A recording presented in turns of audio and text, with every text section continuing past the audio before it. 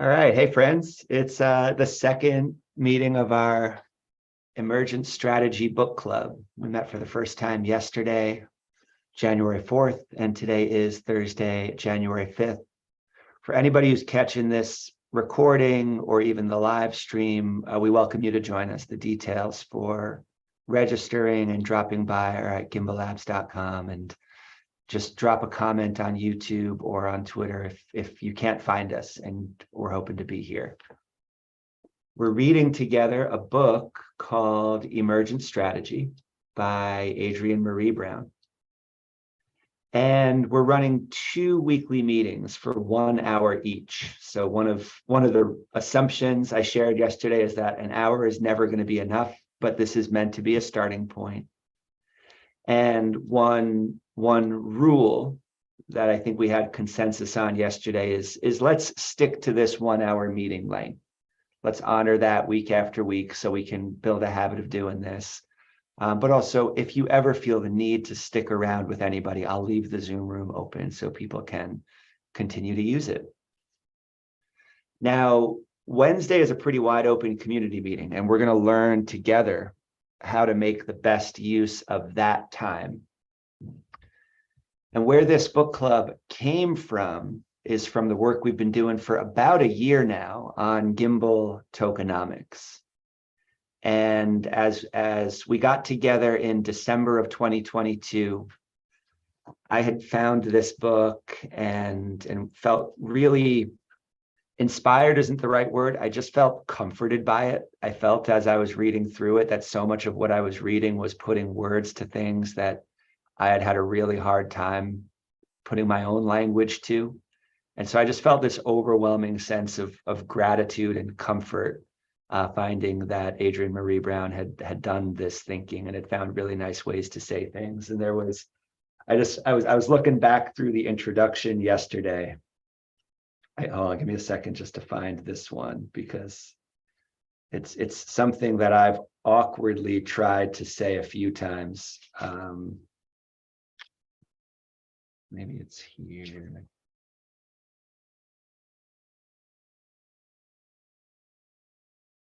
I'll find it another time. I didn't tag this one. I tagged a few other things today.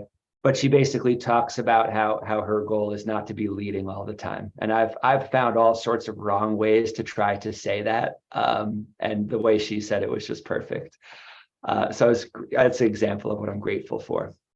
Now this work coming out of tokenomics, the goal is to spend these Thursday meetings asking the question, hey, does this book have anything to show us about tokenomics? And one way I'm thinking of writing that question is, how can we imagine a tokenomics system that applies some of the ideas in this book? And so yesterday I had a pretty formal agenda, but today I have no agenda beyond trying to start a conversation.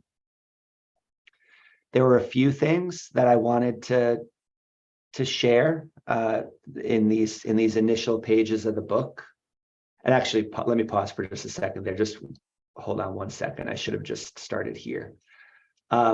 This is our loose outline for what sections of the book we're going to cover over the next 8 weeks, including this one. So today it's January 5th. And I want to focus on the first 40 pages of the book, the introduction, and then follow through with these next sections. I imagine there's going to be overlap, right? So maybe next week, somebody else will have a quote from the first 40 pages. That's totally, feel free to share from anywhere. But loosely, we can focus on these sections of the book.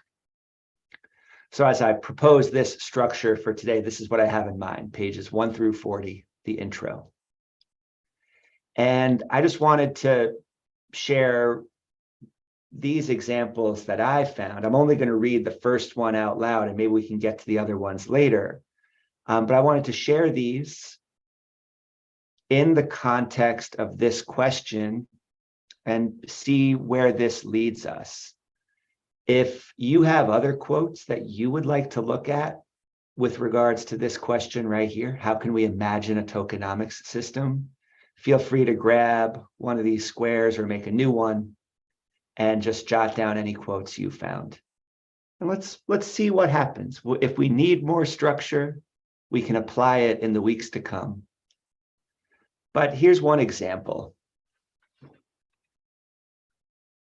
We embody, we learn, we release the idea of failure because it's all data. But first we imagine. We're in an imagination battle. Now, when I read that, not just the all data part, but also the imagination bit, this is one of the sections in those opening 40 pages where I said to myself, yeah, it would be really cool if a tokenomics system facilitated that. And there's that word, imagine. Can you imagine that? I just wanted to start by asking that question today. Can you imagine a tokenomics system that releases the idea of failure, that embraces data and embodiment of learning, and maybe even helps us kind of take a productive stance in the imagination battle as we see it? What do you imagine when you hear that?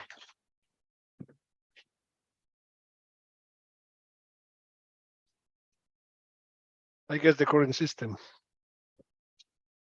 It's one of the things that I come to mind when you talk about failure.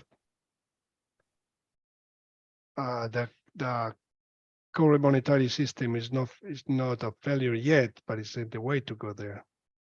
If nothing has been done, besides, I know that many of the coins that are out there are destined to fail for the sake of the experiment. Nobody knows what is going to happen, but the reality is that those that continue doing work over and questioning everything and being a little more open-minded in ways to adapt, like the book says, like water, depending on the circumstances, will have more opportunities, as well as the fact that everything changes. It's very important to keep that in mind. I think, so failure is part of growing, learning. James, what it made me think of was when they were developing the light bulb, and the attitude that whoever it was who developed it, when people said, but you've had thousands of failures, he said, no, I've had thousands of ideas that haven't worked. I've learned what doesn't work. They're not failures. It's just another way that doesn't work. That's what that said to me. It's that idea. You learn if something doesn't work. That doesn't necessarily mean it's a failure.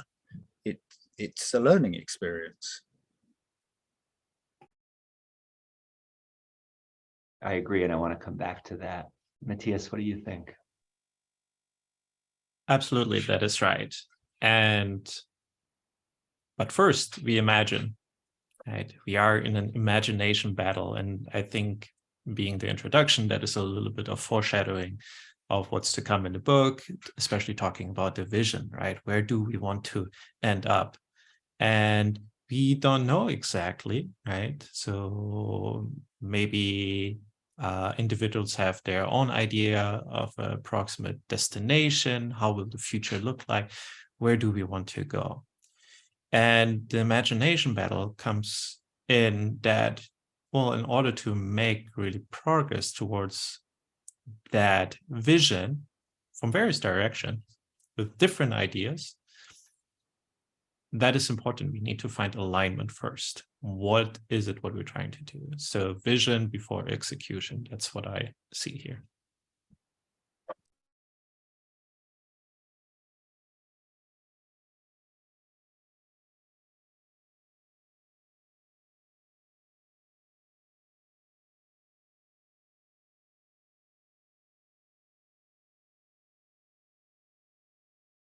Dan, your example about the light bulb was really helpful to me,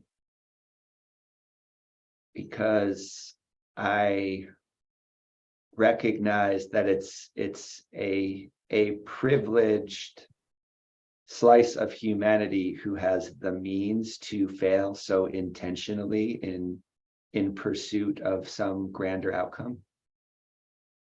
And I know that there are, I don't have any examples off the top of my head. I have to look, I would have to find a good one, and maybe we can.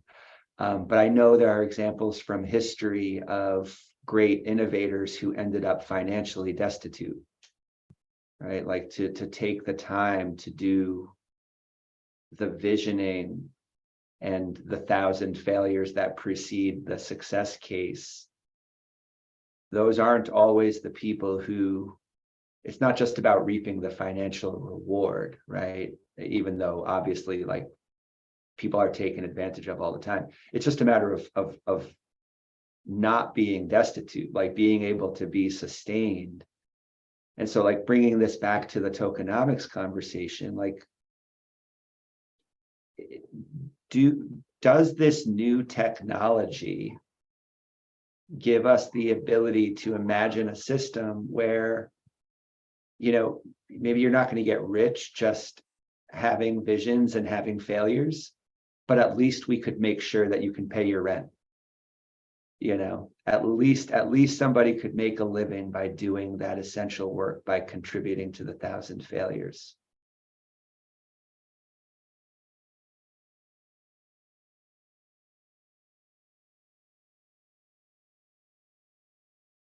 Maybe there are systems that already do that, but maybe we have room to help bring such systems into the world. I don't know.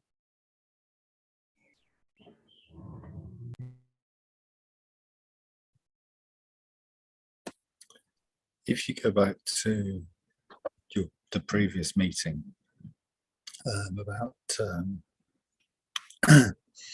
I always get this wrong, GPTE, and you were talking about the front end and the way that the cards are displayed on the screen. That's not a failure, but it's not the finished product. But there are options for people to imagine something better and be rewarded for having that imagination. Is that the concept you're talking about here?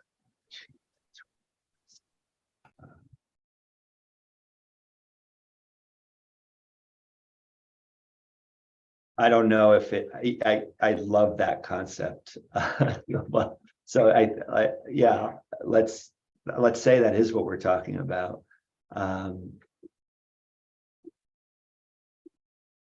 Right, like, so here's another thing to potentially value, and a few of us were here for the early Gimbal token conversations starting last January, and after a few false starts, what we came to is that we wanted to talk about what we value first, and this is bringing to mind that conversation, right? One thing I value is, Dan, exactly what you just said, creating opportunities for people to imagine the next thing, right? That is a powerful good, and it actually does yield bottom line results within organizations. And if you do have a really big organization, maybe you even have a budget line for that. But in our distributed, you know, as we start thinking about whether it's DAOs or network states, you know, it's up to maybe tokenomics to place a value on something like that. Like, what is it worth to create opportunities that help people imagine the next thing, to create unfinished stuff? I don't necessarily have answers to that, but I love the concept of valuing this enough that it's incorporated in a tokenomic schema. Matthias. So for opportunities for people to imagine something better, absolutely. And that can happen in an iterative approach, right? With the current system, just make it just a little bit more, I don't know, fair, or maybe some people get a little bit more of the pie, right? But the book also talks about really going beyond current social norms and transition ideologies. So that is just one method of, imagining something better, potentially. Or I'm not sure if that's part of imagining something better or if that's an implementation detail. But I think not being afraid to, stray from what is normal right now is an important point to make.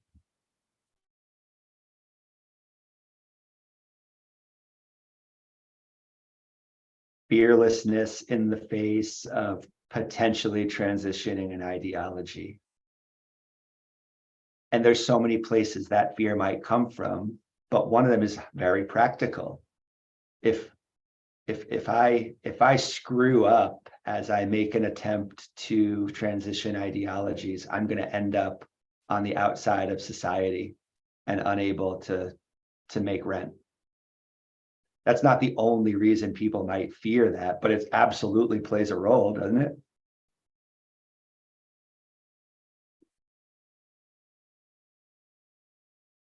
We're building processes right now. So we're having this conversation and making some ideas, but we're also setting up, a first draft of a process that we might iterate on for the next few weeks. So how does it feel to everybody to keep all of this in mind, but maybe now also bring in the quote? Matthias, did you put this one up there? Do you want to introduce us to this one and also invite some conversation there?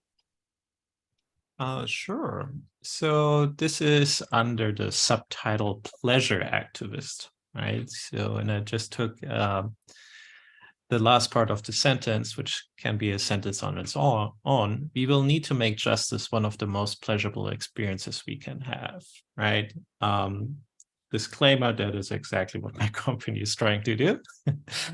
Justice has a couple of different meanings, but I think this applies very much to tokenomics because a lot of governance is often seen as justice, some often the lack thereof, right?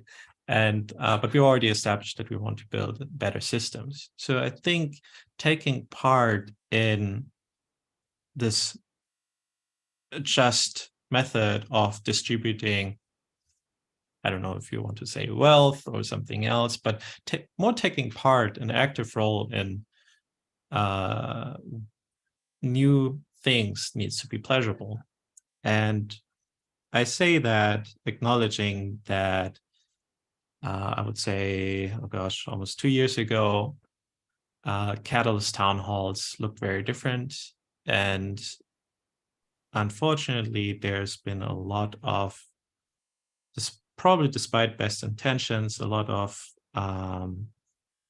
just repeating the current norms, the benefit like certain demographics, right? So you would see that certain people would just disappear. And my assumption was because the experience was not pleasurable. And I'm not saying that everybody needs to be happy all the time and it's like kumbaya.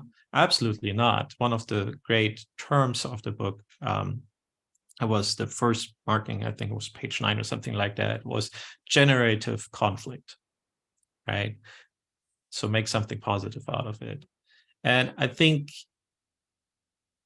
inclusivity and participation, sometimes that is very hard. It is very demanding, emotionally draining often even, especially when building something so out there that nobody has,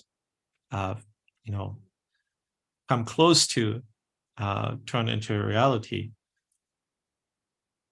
When we show up in these spaces and we create spaces and we take spaces, that needs to be an experience that is fully pleasurable for everyone. And that's a clear statement. And I think I sign off on this quote.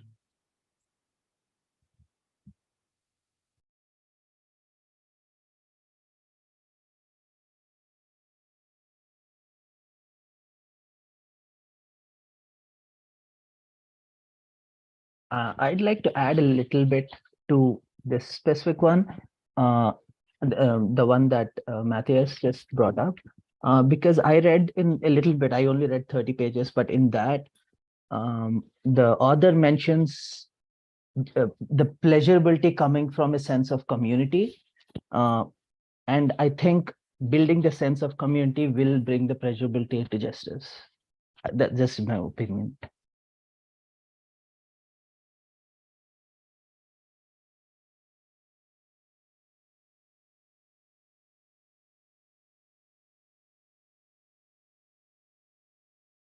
We were in live coding preceding this meeting. We were looking at some of the projects on the current iteration of GPTE.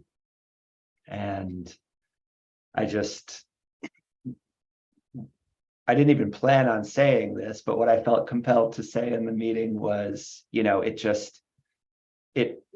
for me, it feels really good to focus, and it feels really good to know that my focus might be helping out with somebody else's focus, and that we can lean on each other that way. And so it's like these two levels. Harsh, I agree. It's first of all, just sharing space is pleasurable to its own extent, and all of us are whatever, we're on our introvert extrovert scale and need more or less time with people and alone, whatever. But it feels good to have a deep, safe conversation. I feel like that's a fair thing to say. And if the outcome of that is that I can go off trusting that I've got people's back, other people have my back, and if I disappear to focus for a couple of days, I won't ruin any relationships. That's really important to me. And I would love a tokenomics that helps out with that, right? Because crypto Twitter stresses me out and I want no part of it, right? Trading is stressful. I don't really want a part of that. But I do think there's more here in the potential of tokenomics than, for example, the imperatives raised by those two things.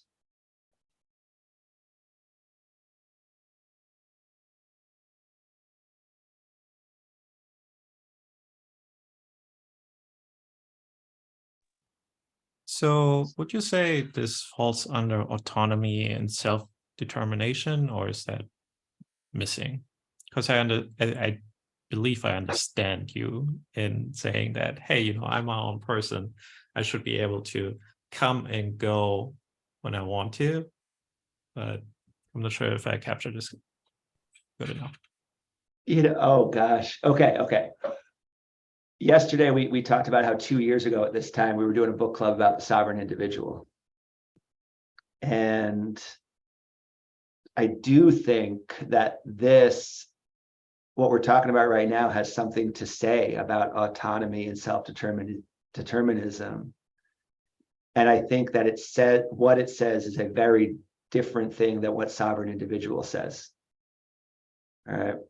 And I believe, I buy this part. I understand that there are humans who want to take the sovereign individual approach. I find that approach is limiting. So yeah, I want to be autonomous and self-determining, fine. I don't want to have to spend time with doing things that drain energy to the extent possible. But at the same time, to take that to its extreme and say, I need no one, I reject that. I want to be doing this work with others.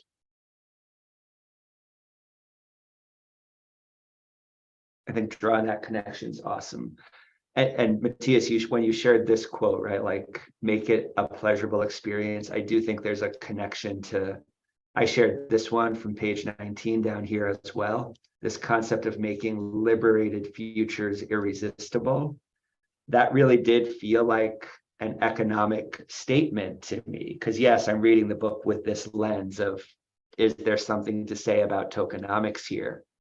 But in both cases, right, we need to make justice pleasurable and liberation irresistible, right?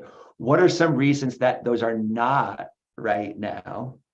Well, part of it is that there are financial incentives to steer away from justice in the world as it's created right now.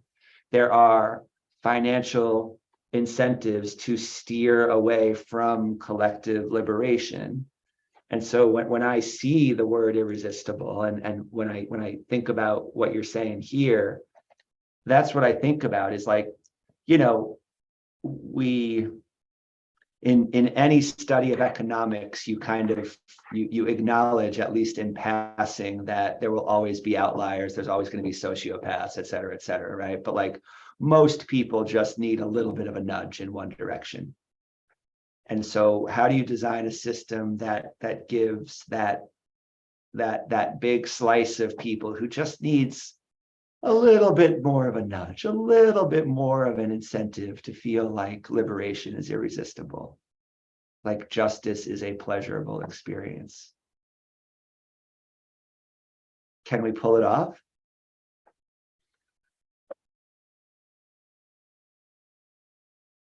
Well, we know what we need to do. So yes, there's a path.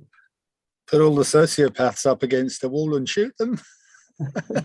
I mean, but well, I mean, what if you can? I'm very into the idea of harnessing the energy of bad actors. That's one of the things that drew me to Cardano, right? Like Charles saying from the very beginning, hey, look, when you build a system like this, you got to assume people are going to take advantage of it. So yeah, that's the first problem you solve for, right? And if we do it right, like there's metaphors in physics, right? Like how can I take the energy that's being generated by maybe a bad actor and just redirect it in a way that leads to really exciting outcomes for a broad swath of people? Maybe there's a tokenomics that does that.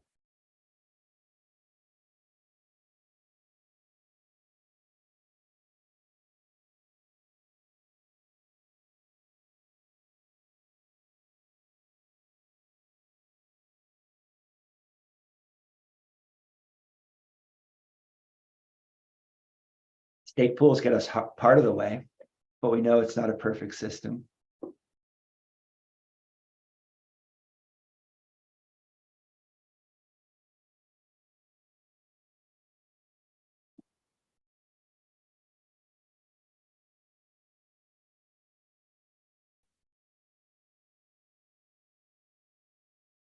I think I've been reflecting a little bit about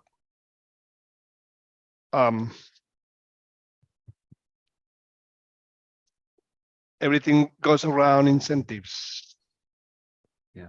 You know, justice, when we meet justice, when we find the right incentive, and same as what you're saying on what she's saying in page 19, the way to liberate and make right and make the future irresistible is by providing the right incentives for people to go around. So tokenomics is just incentives, and that changes with time and with different people, different interests, different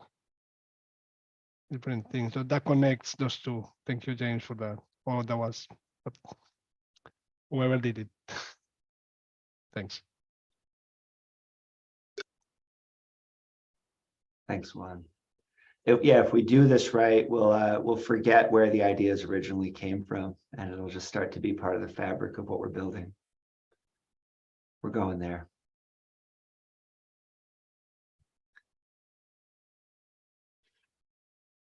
I did bring one more down here. But also, if anybody else has been flipping through the book, if you've highlighted or dog-eared something and you want to add it or even just share it, feel free to jump in with that. But let's do a quick process check. How does this feel to take this approach of just looking at a few lines together and taking the space to see it together?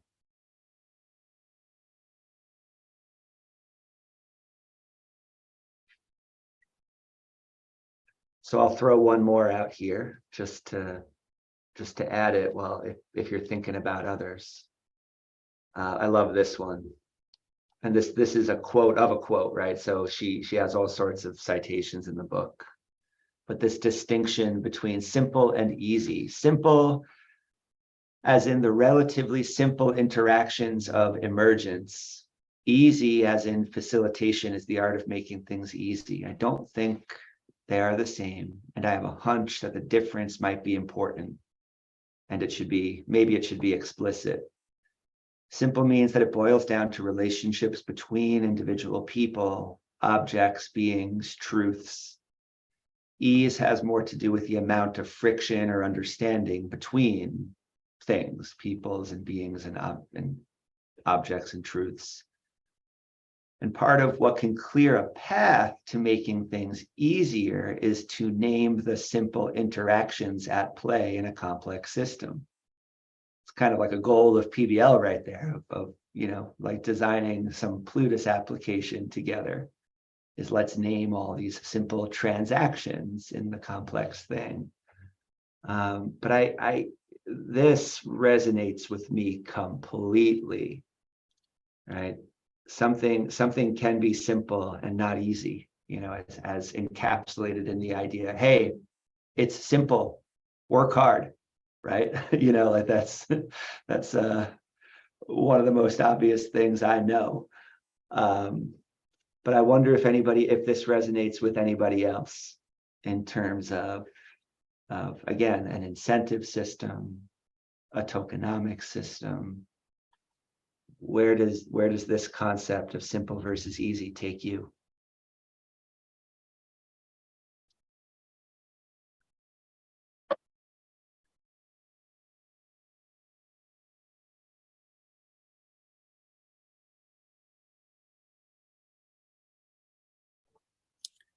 It took me to Haskell.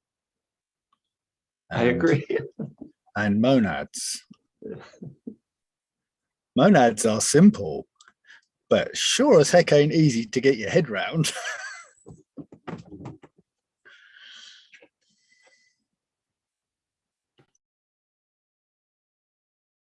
It took me a long time to understand monads, and the experience of getting to the point of trying to imagine what the original developers of Haskell must have been pushing back against when they finally were like, oh, we need to invent this thing called monads, right? Like that's what it took for me, is to see why they had to exist. And once they did, yeah, exactly.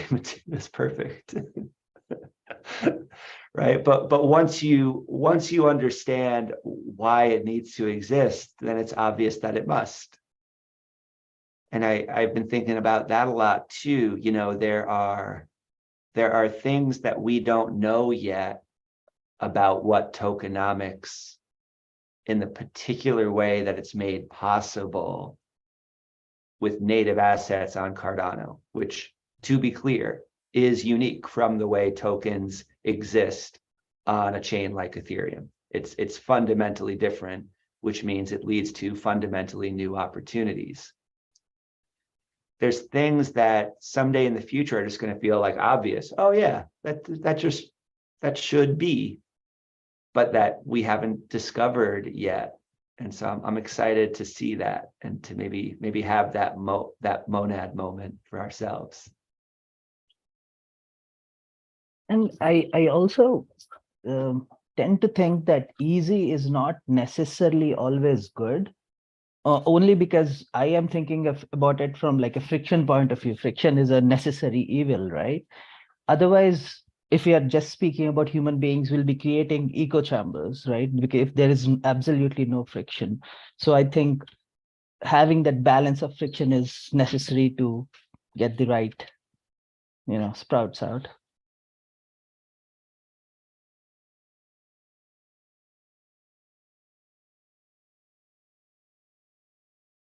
And I will add that we always go to the easy way out, and because of that, yeah, that proves that easy is not always the best way to do things.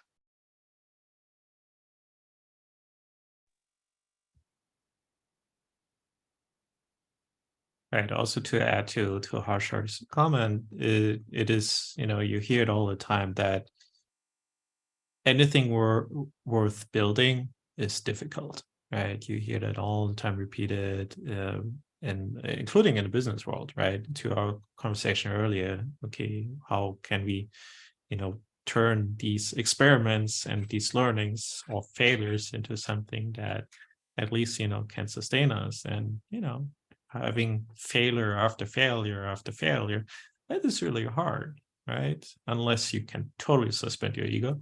But I 100% agree that, easy is not always good. Now, making things simple and turning things in the long run into an easy solution to a real problem, I think that is great, right? It's just like the overnight success, right? And you totally ignore like the 10, 20 years of hard work every day before that, right? It's like, oh yeah, it's so easy. It's Why not. did I think of that? Yeah.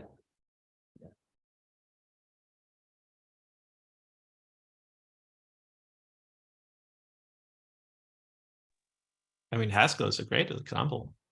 It's super simple at first, right? It becomes quite hard after a while if you actually build something real of value, because you'll notice you cannot do anything real with pure functions alone.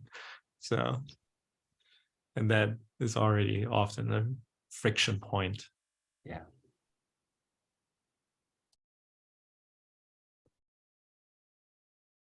It's like the conversation we had about that we actually face every time we speak to someone about where does it hurt. They say, I need this done. It's very simple and it's very easy, and they expect the backend people, the producers or the coders or to do it like this, because they think it's very simple. It's just atomize this and streamline this and just put it into a code and that's it. So so that's a conversation we have here all the time, and actually I kind of experiencing that by talking to people in the business world that they have specific needs, and they just say how difficult it is for them not having that solution implemented. But when it turns to come and tell them that asking if we can do that, and they say no, it's very simple, it's very easy to do. So that has a lot to do with and coming that, bringing that to the earth in terms of tokenomics. I think is those two words are key, because the incentive needs to be there in order to have good harmony between whoever is asking for something being done and whoever is delivering. I may get lost a little bit, but yeah, that was the idea. I hope it helps.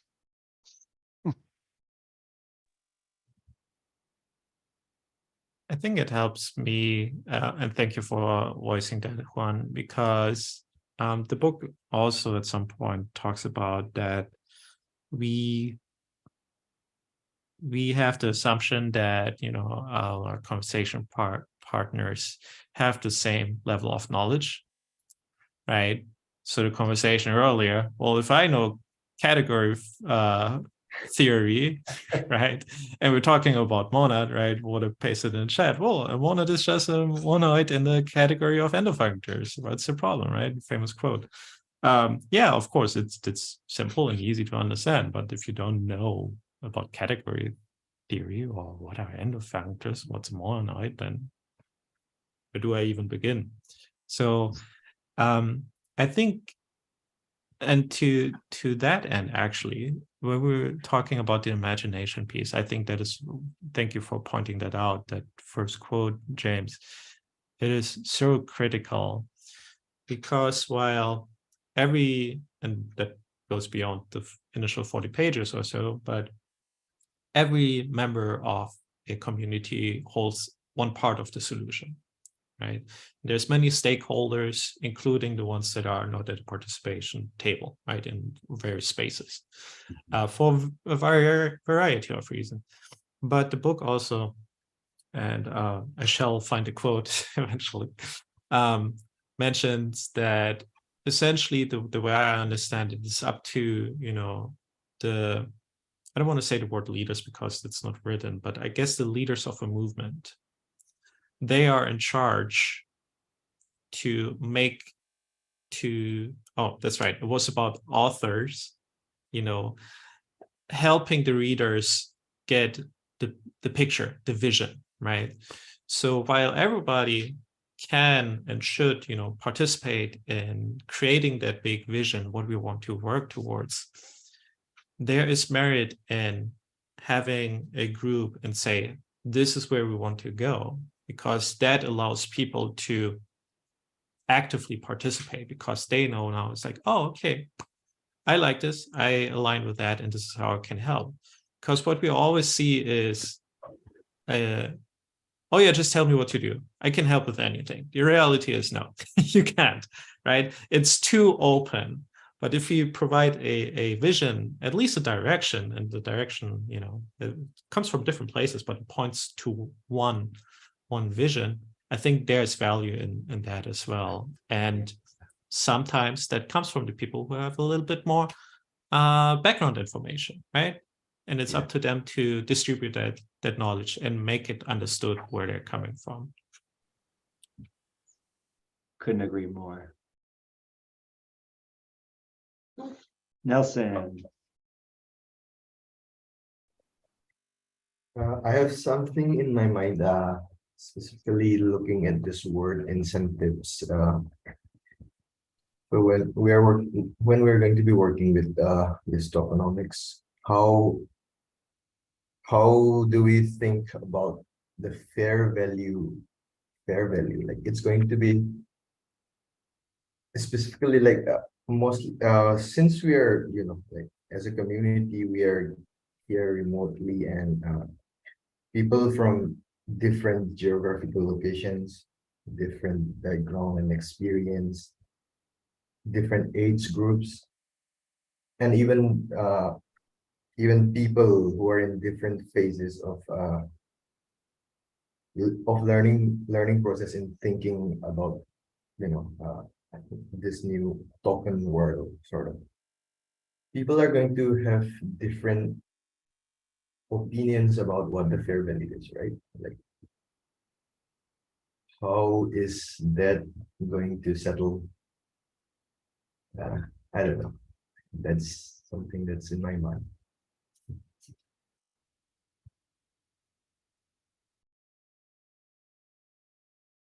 I really thank you for getting that thought out as it continues to develop. I appreciate that, man.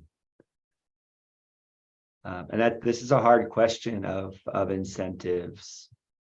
And so, Matthias, I wanted to come back to what you were just saying, but actually, Nelson, as you're saying that, for some reason, the word harmony hit me in a different way when Juan used that word a couple minutes ago. And I think the word harmony is a little bit underestimated sometimes. It's kind of seen as one of those soft words for people who, whatever, have unrealistically idealistic ideas about the world, that kind of thing. But harmony, if you look at like the musical way it works, and you really go down to like the wavelength level, it has a physical embodiment, right? A chord that where the harmony is beautiful has clear mathematical structure, And that's very different from a dissonant chord, for example.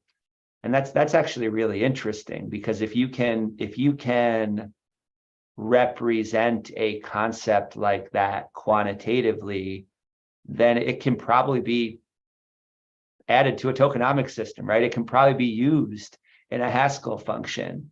And I'm wondering, like, if you just look at a simple chord like a fifth, right?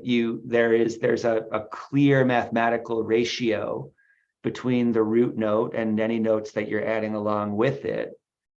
And I wonder if looking at musical harmony could help us think about fair value for people doing different things at different stages in life, in different places or something, right? There's like, are there ratios that we could agree to apply, for example, that helped us achieve cross-cultural harmony or something? That's also a half-formed thought, but I can't help wondering about it.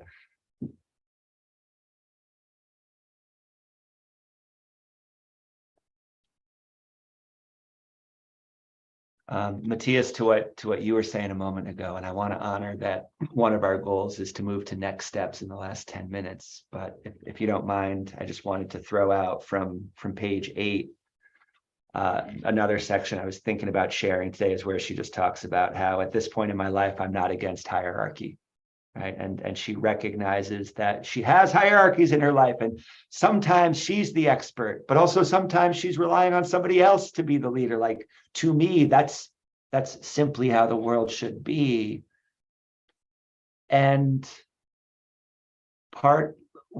one thing that I've been struggling with, like, I think personally, I have a knack just through, like, for coming up with an idea that might be worth pursuing, right? And some people call this vision. And for whatever reason, often in organizations, visionaries or those who can like speak the loudest, like end up in positions of power that are maybe not in relation to the value they are sharing.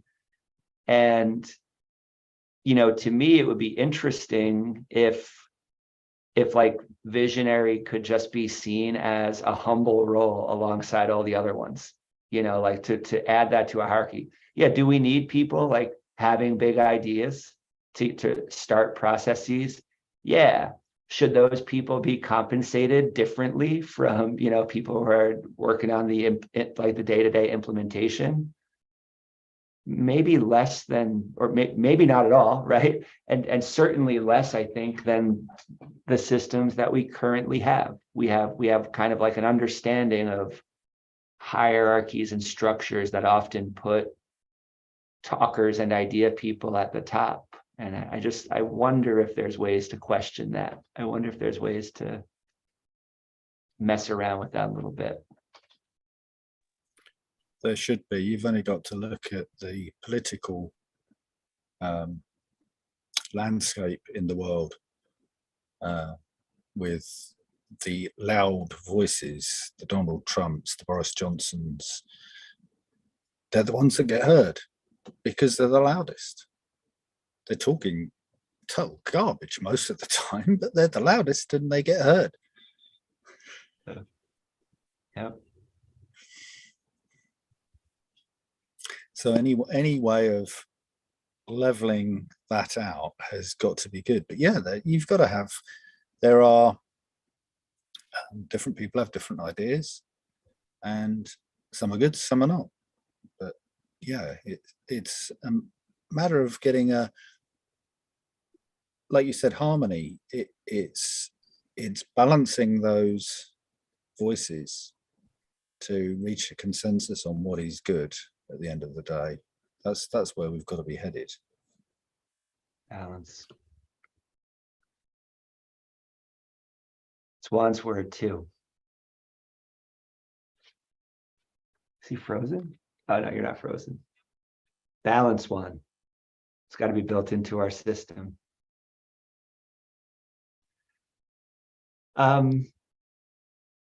you guys, thank you for taking this kind of experimental approach. And this is, first of all, I love the pace of this conversation. Thank you for being okay with some spaces in between and for the slow thought today. And I'm excited to keep playing around with this structure, coming back over and over again to this question. To close out, I'd like to end each of our calls with like a next most elegant steps. And these are not organized yet, right? So as a lead facilitator, one thing I promise to do is like to come into this board and start moving towards making this something that is accessible for people who visit it later. So one next step is to kind of, not all at once and without kind of losing the kind of free flow that we had here, I think it'd be really cool to make these notes gradually more into a working document that somebody who discovers this work a month from now can look at and feel like they're invited to be a part of it. Is anybody willing to explore that together?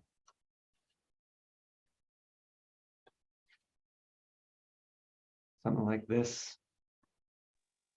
Definitely willing to explore. Since I'll be facilitating next session, I'll probably have more input after that. Cool. No hurry. I'm going to add my name to these two. I can commit to spending a little bit of time on these, but I don't want to be the only, editor of this and to express too much of my, like, right at the moment you start taking on these tasks, you're expressing opinions in maybe an unconscious way that's going to affect other people moving forward. So I'm going to do this with a gentle touch without trying to do too much. But if anybody else wants to add some notes here, feel free to jump in. Any other elegant next steps that you would propose adding, even just things we might consider over the next few days before we meet again next week?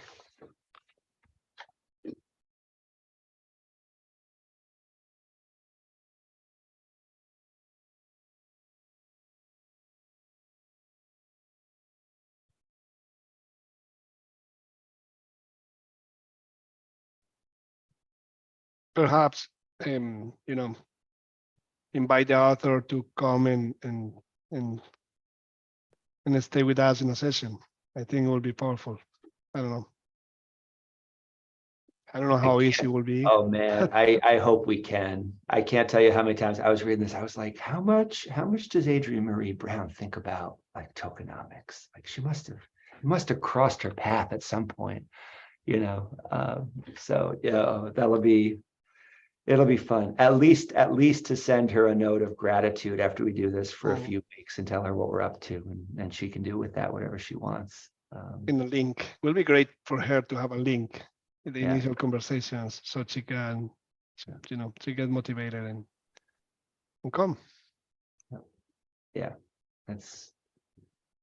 that would be a really cool bridge to build. Cool. So we meet again next week. Matthias, thanks for taking on facilitation. Feel free to ping the group with anything, anytime between now and then, and just let me know how I can help. If there's any messages I can put out there for you. We still haven't done. Yeah. Oh, thank you. I messed up the board. Oh, it's okay. Well, you know what? Put my name. I don't know. For some reason, it always does that. Can you put down my name on that, please? It just keeps going. Yep. Why isn't, I don't know. Oh yeah, look at that. That's cool. Here, just press Control Z a couple times and see if you can undo that. Otherwise, I'll come back and fix it. I don't know what's going on there. That's funny. Oops. Miro, we're doing our best. Let me close the board there. All good. you know, and I added this activity from the facilitation guide at the back of the book, and we just didn't get to it yesterday, and it didn't feel right to do it today without folks who were here yesterday, but not today. So this activity is still here. If we want to pick it up some other time. Thanks for this one. Dan, as you can see, I'm trying to pack all meetings into Tuesday through Thursday, which preserves Monday and Friday for like pure maker time. And I'm excited to have that schedule. So thanks. If you ever want to just drop a line on those other days about what you're working on, I'm happy to just compare notes. But I'm also really excited to, you know, be preserving those huge blocks of time to get real development work done. Cool. Any last words before we sign off, everybody? Thank you. Thank you. Thank you. And I just wanted to say I'm very pleasantly surprised at how I'm making hopefully valid contributions to the group, because I really didn't know whether I was going to be able to or not at the start. But it's absolutely fascinating. And I just need to read more of the book. It's a good one. Thanks. It's really good to hear that. And yeah, let's figure out what the system is, right? How do we help more people have that experience of feeling like they've got something to say, you know, like this is what we're here for. We're going to figure it out. Cool. Thanks, everybody. Enjoy the rest of the week and see you soon.